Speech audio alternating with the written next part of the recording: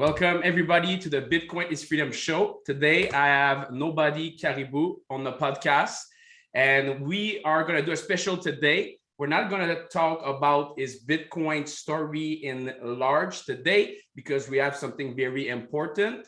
Time in history are very, very important right now, guys. And we have someone that is actually taking his time to trying to make a difference. And I want to thank you for that. Thanks for being on the podcast.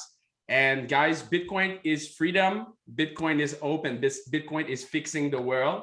So let's just start with maybe a little introduction about who you are, and then we can get right into it. Today, we're going to talk about the Freedom Convoy. Obviously, guys, we are both two Canadian. Yeah, well, I guess first, thanks for having me. Thanks for spreading this with your platform, because I'm doing what I can on the ground, but you're doing just as much. And the little kids that write notes to truckers are doing the same thing, right? We're all heroes. We all, no one person can do everything. Everyone can do something. They do it in their own way. And this is how we won, right? As everyone participated and did what they could with what their strengths are and what their platforms are. So thank you for having me. My name's Nick. My Twitter handle, like you said, is Nobody Caribou. And yeah, I mean, I live in Ottawa, so the Canadian Revolution landed in my backyard. So for me to not be involved, it would be ridiculous. And I've been in Bitcoin since 2015. For the past 5 years, I've been an executive for a health network that I helped to found. And we did a very big shift at the start of 2021, porting over our balance sheet from Canadian dollars, which were melting at 20% a year, over to Bitcoin. And so I've used I really did a lot of deep dives at the start of 2021 from a business standpoint as the executive leading sort of the Bitcoin transition. And I think stuff like that has prepared me to have a much deeper understanding of Bitcoin in terms of its practical applications.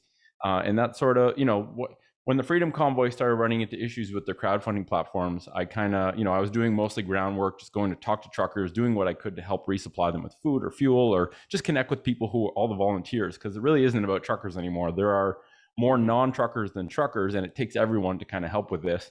But when the Bitcoin side started heating up and became more important, as GoFundMe basically stole people's money that they donated to the truckers.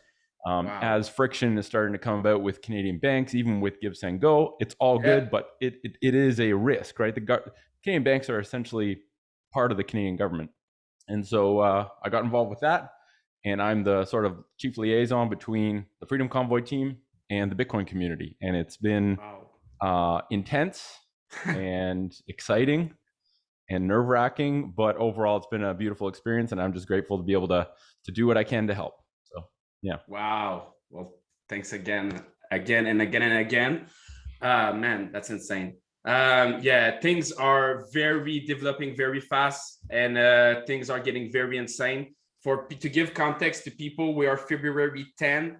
We are Thursday, and basically from what we're hearing, and maybe you know more about this, like you said GoFundMe, you talk about stolen money. Literally, we saw the Ottawa chief of police, if I'm not mistaken, saying we are doing everything in our possibilities and talking with every funding method to try to shut them down and seize their fund and this and that.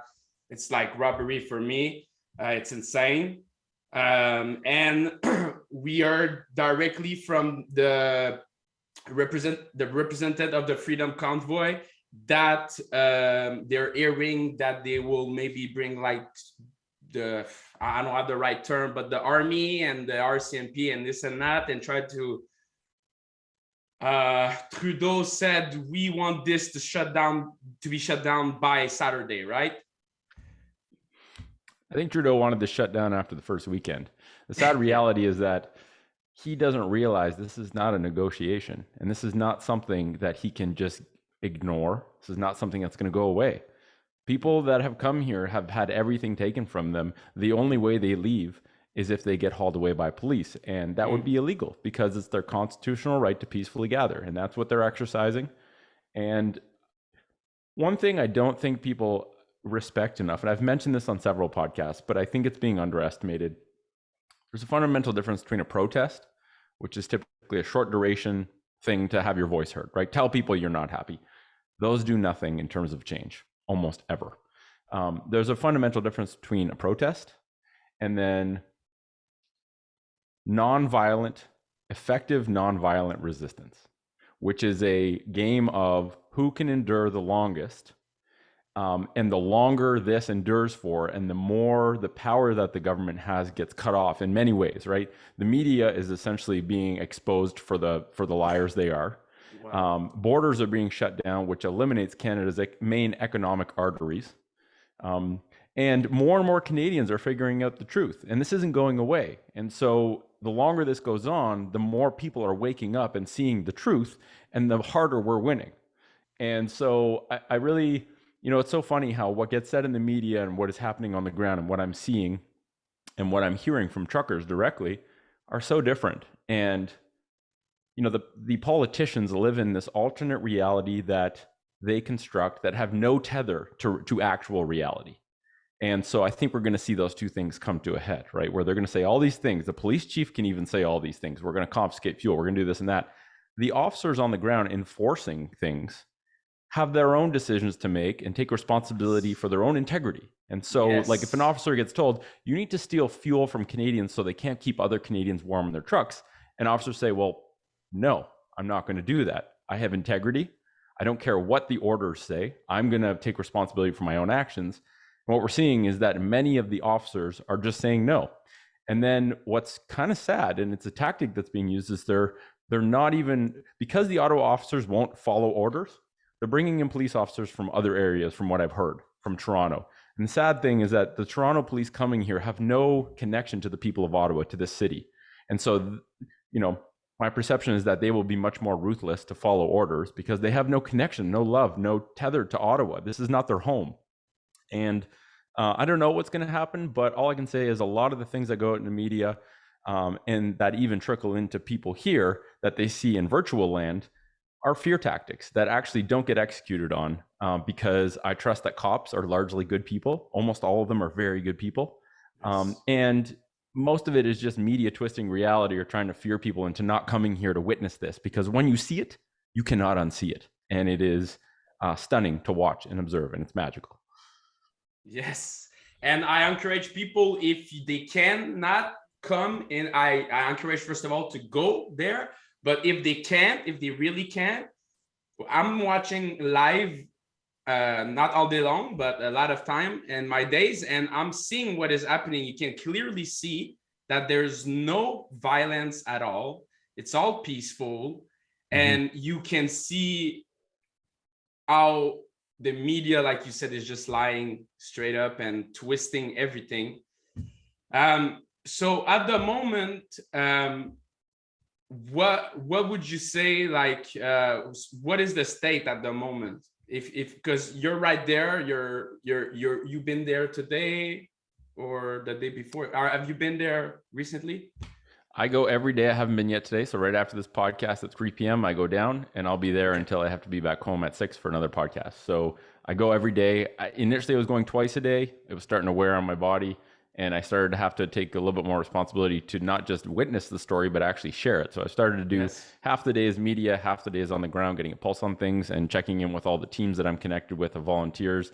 There's a team that does that's connected with chief of operations, which is an ex-military guy. So I get an idea of like, how is the fuel resupply? How's the propane resupply? Is food getting to the right place? Are there any urgent needs? Are there any police actions being taken? So I kind of get a brief every day from people that I'm connected with, and I have a pretty good pulse on what's happening. And then because I'm there every day, it's not just like going to see the celebration. It's like I do a full perimeter sweep and see where are the trucks, how are they positioned differently than yesterday? Are there any trucks that are gone? Are there new trucks coming in? Are there new camps being formed? So I kind of get to see things firsthand, right? And I'm part of the Bitcoin team, and we have this pool of funds accumulating, and I need to be able to be both on the ground and connected to the core leadership team to understand how do we use these funds effectively, right? Like things are changing literally every hour and every day. And so the utility of those funds and what is needed and what can be done with those is also changing. So I'm just trying to kind of process as much as I can, tell the story, but also help on the strategic side of this is what we need to do to win. This is what I'm seeing. These are the urgent needs, all that kind of stuff. And to be quite frank, right now, we're doing real good. We got reinforcements coming in from the west, last I checked this morning, they were about 800 kilometers away, so they should be here tonight or tomorrow. Oh, wow. We have a More ton of trucker? more trucks. Yep. Wow. And only this morning I saw a pod of trucks come in on one of the side streets, and they embedded an entire Petro-Canada fuel truck amongst them. So it's like they steal some jerry cans. What people don't see is that there's entire fuel trucks filled with diesel, transport trucks filled with diesel, coming in and being embedded amongst a bunch of trucks that can't be towed. And even if they could be towed, no one in Ottawa is towing trucks. They all have COVID, or they're unable to provide staff. So the people of Ottawa are stepping up to say, you know what, I don't care what you say, Mayor or Chief of Police. We refuse to tow good Canadian people exercising their legal right to assemble peacefully. That's how we won. Good people stepped up and said no. And that's really the end goal, right? Is like, if we all say no, it ends. If we all coordinate together and are willing to make a sacrifice and literally step up to the plate, take responsibility for claiming our freedom, which is not given to us. We must claim it, and it requires sacrifice. If we all do it, that's just how it changes. And right now, I think we're getting close to the point where like the police are realizing they can't do anything about this. This is not a police problem. So therefore, there's no police solution. This is a political problem. And there is a very simple political solution. Stop infringing on the Canadian Charter of Rights and Freedoms and lift all the mandates. That's it. Everyone goes home. We throw a big party. We clean the streets. We all go home. We get back to living. And we restore Canada as the freest, most glorious country on earth, because the only bad thing about Canada right now is politicians. And right now, I feel like we're all collectively vomiting up these parasites that have weaseled their way in. And after that, it's gonna be magical. Yes. Hell yeah, man. Hell yeah. Hell yeah. Where can people donate Bitcoin? Yes. So Honk HODL, HODL, is a Twitter platform that we created. Ben Sessions at BTC Sessions created this. He was a genius. So full credit to him for doing this. There is a link, a pinned tweet to Tallycoin. Tallycoin allows you to donate Bitcoin with Lightning and on main chain. So you can donate literally 100 sats, right? A fraction of $1. And you can donate as much as you want with the main chain donation. I think we're up to 15 Bitcoin right now, which is pretty, like, that's a solid showing from the global Bitcoin community. And what I would say is most inspiring is that you can go to Tallycoin. Shout out to Tallycoin team too, because they are just, I think they're handling a lot of traffic, and they've created a beautiful platform that can't be shut down because it's more of a user interface. You still hold the keys to your wallet. You can go in and read every message attached to a donation. And there are messages from all over the world. You know, I saw one from a doctor in Nigeria who sent some sats. I'm seeing people say, this is my daily DCA. I'm seeing miners that are pointing their hash rate to this wallet. Like, everyone is showing up and doing something. And, you know, this is how we do this, right? This is how we build a war chest that can be pointed wherever it needs to be so that we win the battle. And if it doesn't need to be pointed anywhere, we distribute sats to all the truckers. We orange pill all the truckers, and we put them in a position that makes them more resilient when the financial storm comes, because they sacrifice the most. So that's their reward. Wow. And this is why Bitcoin is freedom. Bitcoin is freedom, baby. That's, I mean, the final boss. I think, you know, right now we're fighting for physical freedom, right? We want to be able to move about Canada, leave and come in. We want to be able to have the physical freedom to see anyone we want, and to not be forced to do a medical procedure. Everyone should have the right to choose. You want to wear a mask? You wear a mask. You want to stay at home? You stay at home. You want to take the vaccine? Take the vaccine. No judgment. Everyone has the choice. That's what freedom is, right? The choice to be able to determine your own path unencumbered. And so, you know, we're fighting for physical freedom, which is very important. But one thing I think we need to eventually address in order to really address the root cause is freedom money. And Bitcoin is freedom money.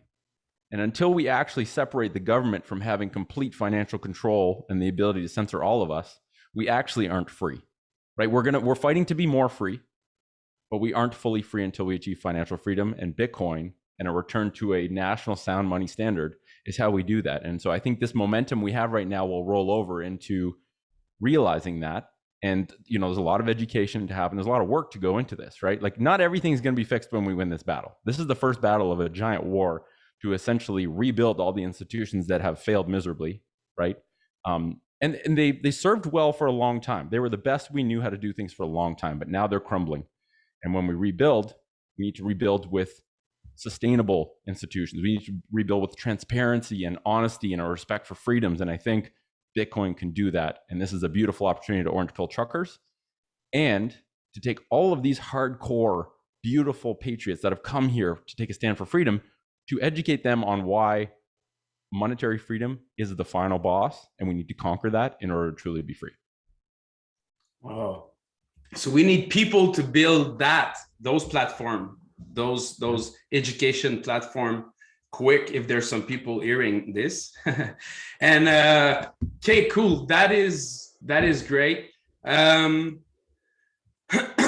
Okay, so I don't know if you are like in some Telegram group. I'm in a lot of Telegram group, and I'm seeing, probably, I'm not too much on Twitter, unfortunately. I was on Instagram all my life. That's pretty much the social media I use, and YouTube as well. But this is where I hang out most. But I'm guessing it's over there on Twitter as well. But there is people everywhere in the world now. I've seen so many countries. I'm not even going to name them all. I mean, Freedom Convoy in many places. But recently, yesterday, today, I started seeing some horrible videos of police and pushing back and starting to do some crazy stuff. Obviously, we don't know what exactly what's going to happen, but what do you think? How do you think it's going to end? Because I've seen trucker, and like you said, they're not leaving until all mandates are gone. So it's like, how do you think it's gonna, what's the next step? What's the future, you think? Yeah, I mean, I don't know. All I know is that this cannot be stopped. You know that saying where the omelet can't be put back into eggs? This is one of those cases. When this starts, this cannot be stopped. It can't. At least not by force. This can be stopped very easily by just restoring our freedoms. Like, this is what people don't understand. All these people are asking for is to get their lives back and to restore alignment with Canadian Charter of Rights and Freedoms, which is this foundational document that applies to all Canadians, and that essentially our politicians have forgotten that they must abide by. This is how we politely and peacefully remind them that we are in control and that they work for us. And right now we're watching them squirm. And you talk about police, you know, I've seen some fairly intense police interactions. None of them have, you know, I'm sure you've seen the video of the old man getting arrested for honking. Shit like that is unacceptable. Yeah. Those people will be filmed. They will be held responsible. Those individual officers made a decision to not err on the side of protecting Canadians, but instead they opted to become goons for politicians. They will be held responsible. What I can say is that on the ground, those interactions are extremely rare. When police do something like confiscate fuel or firewood, it's done peacefully. Mm-hmm. They are recorded. They are surrounded by cameras and people that are shaming them and questioning their integrity. And you can see it on the officers' faces. They don't make eye contact. They're wearing some sort of thing across their face. I doubt it's for COVID. It's probably out of embarrassment. Yeah. You can tell they're not proud of what they're doing. And so I think every time they're asked to do something that makes them really make a real obvious choice, am I here to protect Canadians or am I here to do the dirty work of politicians? You're going to see more and more officers resigning or declining to follow orders, which is going to select for the nastiest people who don't have a moral compass. And you're going to see stuff like that, probably an escalation of it, but it is a small subset of interactions. The media will promote those because they know that that's what gets views, not the peaceful gathering of people dancing in the streets or the officers saying, we will not confiscate your fuel because that is not right. We know the difference between right and wrong. We have integrity. We will decline to follow orders, but we will warn you that there will be officers that don't have integrity that might follow those orders. So beware of that. I'm seeing that firsthand. Most people aren't seeing that. They're seeing the crazy shit with police with guns. And, you know, they kind of stage these theater ops where they'll do some weird operation showing them confiscating things with guns.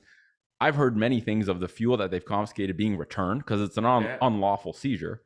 We don't see that in the media because that's not bad enough news to get people's attention, right? So once again, perception in the media, reality is beautiful. I'm seeing us win so hard that the goofy things are still going to keep coming in. I'm seeing politicians consume the parasites that have weaseled into the political realm, including our cowardly prime minister, just run Trudeau.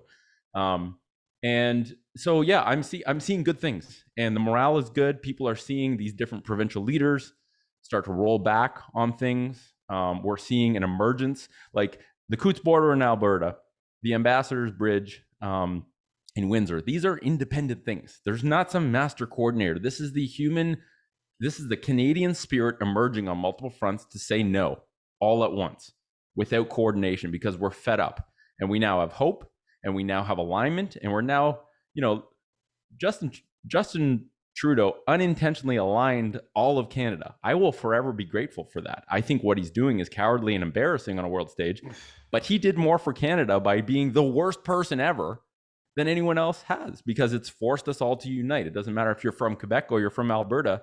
Everyone's a Canadian. Everyone is here for freedom, and everyone is just so elated to be here. I got to tell you, like, when I go downtown and I see what's happening, especially on weekend nights, it is the most epic block party celebration I've ever seen, including any Canada Day I've ever been in Ottawa for. And I'm from Ottawa originally. I come here on Canada Day. I go see the celebration. This puts Canada Day to shame, and it's happening every weekend. And I'm meeting the most beautiful humans from Nova Scotia and PEI to Victoria, BC, that I would never have met. And I will be lifelong friends with some of these people. So it's pretty epic. There's chaotic times, but 75% of it is unbelievable beauty that I'm just feel lucky to be alive to witness. Wow. I love that. Yeah. I love that. I love hearing that. That's great, man. Because I it's fun to hear about love, because I see a lot of love, but just run. You said just run Trudeau. Just hide Trudeau. Just run Trudeau. I heard Justin Castro. Yeah. There's a lot of great names floating around. It's perfect. Yeah. No, he's really like a fucking coward, and it's insane. He's more than that. Like, he's literally the name calling. Yeah, that's the worst part, dude. That's, what the fuck are you doing? Like, if you're just useless, that's okay. But if you're literally on purpose and blatantly damaging and having a negative impact on the people you claim to work for, like, just be useless. Don't be negative. It's so pathetic. And I think if we zoom out a little bit, I think the craziest thing, which I think we should all observe and make sense of so that we can fix this, is why is he even still being acknowledged as the leader of Canada? Why hasn't he just been excused and say, you're not even being a rational adult. You're not allowed to be at this table. You are no longer the Prime Minister of Canada. Like, why aren't we saying that? Why is there a moat around this idiot who is literally defaming and embarrassing our country on a world stage? Why do we allow it? Why are there protections to keep someone like that still being able to speak on camera ever? That's what I want to question about this. Like, how do we create some how do we learn from this so that this never happens again? I think step one is we double down on the Canadian Charter of Rights and Freedoms and make it unacceptable for anything to break what that document says. That's number one. Number two, we need to cut the line between government and media. No more government-sponsored propaganda. Independent media, government, separate. Wow. I also think that, like, government and money, separate. That's how we hold them accountable, right? If you view the government as the biggest company, if you suck as a CEO, you get fired by shareholders. If you suck as a politician, you get fired by the people because you work for them. And so I think we need to just bring that spirit back and say, listen, Canada is a magical country. We are rich in so many ways, in resources, in land. We are wasting all of those beautiful riches because of corrupt politicians. When we purge them and we put better systems in place, Canada will be the freest, most epic country for the next 100 years if we do this right. Let's work together to do this right. Because I am now a Canadian patriot. I never had a reason to be a proud Canadian, and I was having more and more reasons to not be proud as a Canadian. And in the course of 2 weeks, I've gone from zero, like very little Canadian pride, no reason to be proud of to be a Canadian, to I am a vehement Canadian, proud Canadian. Like, witnessing this has restored my faith in humanity, to be quite frank, and it's also made me epically proud to be Canadian. And I'm so grateful for that. Wow, that's great to hear, because I feel the same. Like I think that there's many people, especially where I'm from. I'm from Quebec, and I don't want Quebec to be separated from the rest of Canada, but Right. I never felt, that I'm like a Canadian. I felt I'm more like a Quebecer. And to Right. be honest, since the last 5 years, I felt like I'm an international person because I've been living online on Instagram. And there's two things I wanted to go with that I really like and what you said. And it's there's one politician that maybe will fix that, and he's been on Robert Breedlove podcast, but I'll get back to that in a second. I think that it's gonna definitely unite us, like you said, but I also think, like you said, that it's gonna have people want to know more about their right and the charter and everything, because you're talking about that, but nobody knows about that. Like I don't think less than 1% probably even read or know like what is their right or the Constitution and all of that. And that's a shame, and I'm part of them. And that's a shame. So yeah. And so did you see Pierre Boliev? I think it's his name. I don't want to say it. Yep, that's his name. Yep. You saw him on the Robert Breedlove podcast? What is I haven't yet. I've heard Pierre talk many times. I know people who are in direct communication with Pierre. I look forward to listening to that. I have a list of podcasts that's growing that I would have listened to, but don't have the bandwidth to listen to right now. But when we're free, I'm going to be catching up on everything. What I would say is that regardless of what a candidate promises in terms of a politician, I think we need to put measures in place and ask them openly, how do we hold you accountable to making sure you do this, right? There's videos of Justin Trudeau saying, I'm all about freedom. We need to protect everyone's right to peacefully protest, all this kind of stuff. Right. And it's like, what happened? You said that before. Were you intentionally bullshitting us and lying to us? Or did something happen in the interim that made you start to go down a dark path? Like, I don't know what happened, but I think before we vote for someone, we need to have an open conversation and I think we need to expect an open, transparent conversation with them and say, what values do you hold so tightly that they will not change? Are you willing to honor the Canadian Charter of Rights and Freedoms? And what you said is very important, because I have and everyone could go online on Google and download Canadian Charter of Rights and Freedoms. Download it, download a picture, zoom in, read it once. It'll take you 15 minutes. Read it. If we all know what the Canadian Charter of Rights and Freedoms says, we can be assertive to ensure those rights are being met. And if we ever are confronted with a situation where a police officer is infringing on our Canadian Charter of Rights and Freedoms, we can take responsibility and assertively mention to that officer, you are currently breaking the Canadian Charter of Rights and Freedoms. I want you to know that. I'm filming this whole thing. You will be held accountable. Are you sure you want to take this action? And that will make police officers think twice. And that is how we hold police officers accountable. That's how we hold politicians accountable. Here's the thing. It takes effort. It takes responsibility. I come from the world of health. I witnessed that the health problem is a lack of people taking responsibility. Right? Only individuals can take care of themselves. If you're not willing to take responsibility and you like to take the convenient, easy route, your health will be compromised. But that's no one's fault but your own, right?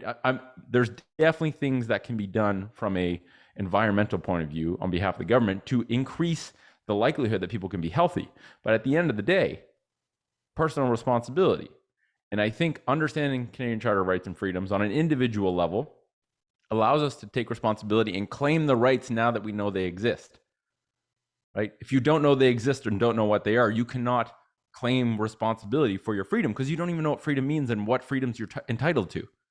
So if everyone just read that document, kept a copy of it in their pocket if they go downtown, and understood at a fundamental level, this is not rocket science, right? Like this should be taught in high school.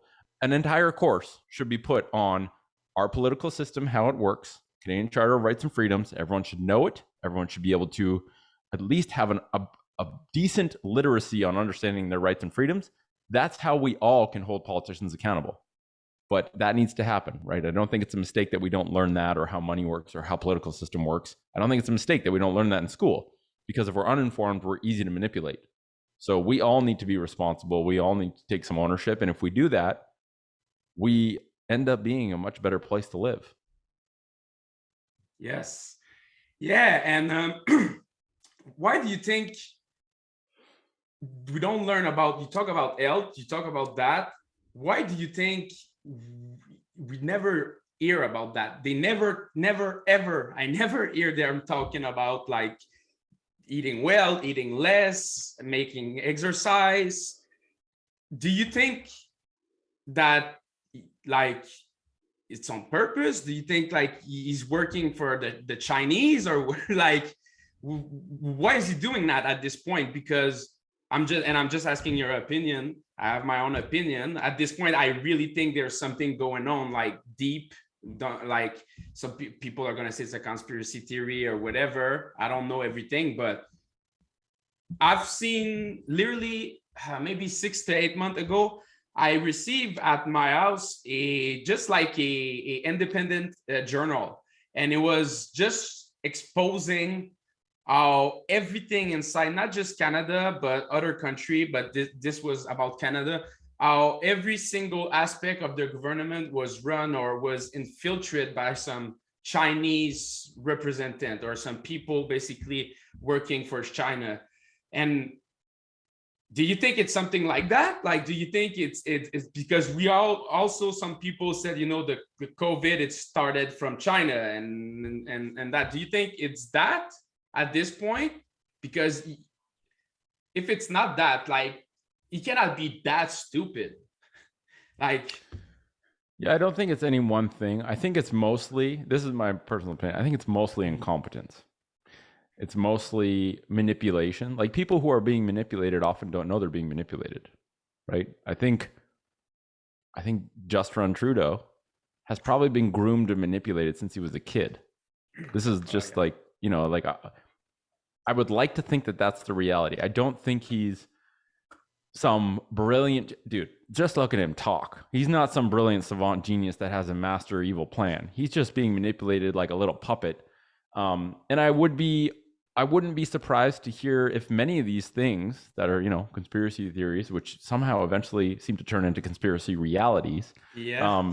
I wouldn't be surprised if many of these things are true. I also think that we're never going to actually know the truth because it's too easy to hide it under a mountain of bullshit. And I think the key point here is, regardless, we need to fix this. And if we identify the problems and don't dwell on why those problems got created, then we can solve the problems, and we can do it openly with open discussions as Canadians. Like, what's the best way to do this, right?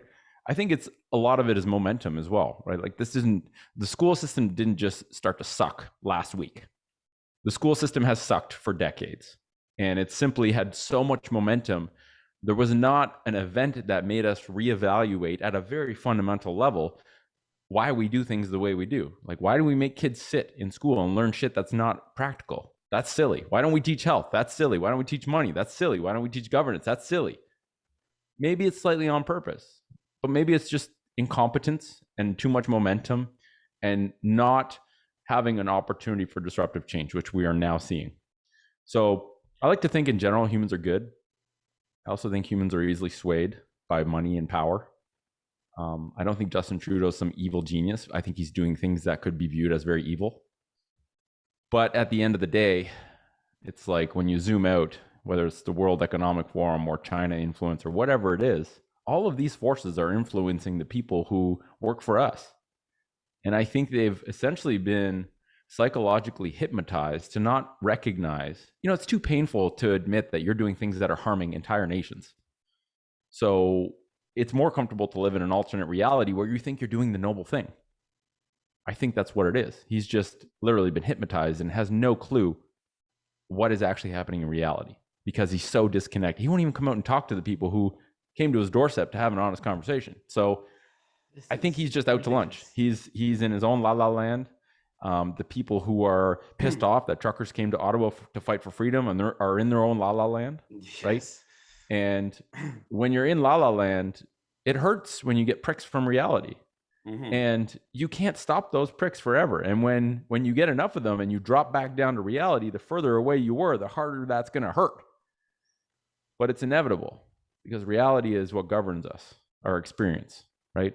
So it's inevitable. This was going to happen. I think the goal is to reduce the messiness of this happening and to move forward most productively while minimizing the pain, but also truly solving the problems, which will require effort and will be messy in and of itself because we've gotten so deep. But all paths forward are good.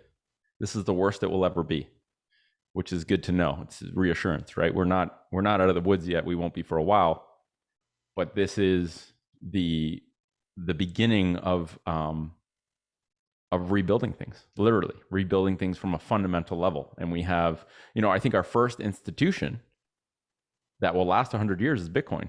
We just haven't figured out, the politicians haven't figured that out yet. They haven't figured out that we have the world's most advanced monetary system that we can simply just plug into Canada. And the sooner we do it, the bigger advantage we have on a world stage. So and we with our hydro situation, like we can be some big miner. Like we can lead the world easily. Half of the unused hydropower in the province of Quebec alone could power the entire Bitcoin network. Half of the unused, because we don't have a place for it, hydropower in Quebec could fuel the whole Bitcoin network. Think of that. That is insane. If our Canadian government did a national Bitcoin program and had put in place domestic manufacturing of the most cutting edge ASICs and plugged all those into hydro dams, which are not being used, we'd be the richest country in the world. We will be if this happens. And I'm going to do everything I can to help make that happen. But, we're kind of staring at this giant opportunity and we're not doing anything. And I think this new wave of momentum of freedom and the fact that Bitcoin is freedom money is going to help us get there quicker. At least that's my hope. Yeah, I love it. Yeah, I think that's a great way to end it. I want to be respectful of your time, unless there's anything else that you wanted to cover. No, just, I'm taking pictures every day I'm downtown. So if you want unfiltered, raw truth of what I'm seeing and observing, Nobody Caribou on Twitter, honk hodl if you want to contribute and send some freedom sats to the truckers to support this mission. That's pretty much it. We're doing well. We're winning. Everyone at home can do something very important. Read the Canadian Charter of Rights and Freedoms. And when you're looking for the truth of what's actually happening, make sure you find good sources that are trustworthy, which is not the mainstream media. It is the small reporters who are doing a great job at objectively spreading truth. The one I do intermittent updates. I was doing them every day. Now I'm doing kind of every other day, but I just put observations. Every day I take field notes on my phone.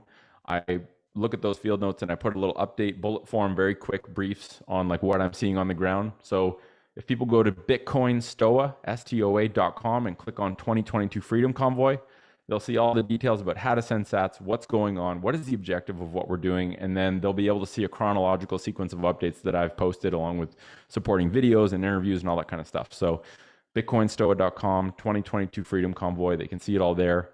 Thank you very much for giving me the opportunity to talk here. I love what you're doing. Thank you for contributing to the Bitcoin space and for giving this signal. And I look forward to keeping everyone updated. Thanks a lot, man. I appreciate it. I will try to put every single link that you just said in the bio, so it's easy for people to find them.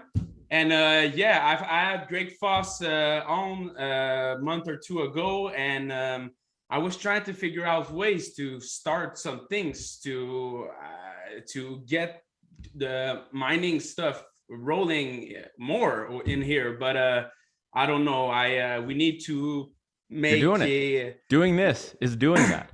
This is what you might not realize is like putting this out to your audience is getting more people aware of the opportunity we have. And it actually is helping the change. It's very subtle, but every little thing matters. So you're doing it. And thank you for doing it. Well, thanks a lot. Thanks to you again. Have a great one, man. Take care. Cheers, brother. Cheers. Thanks a lot for that.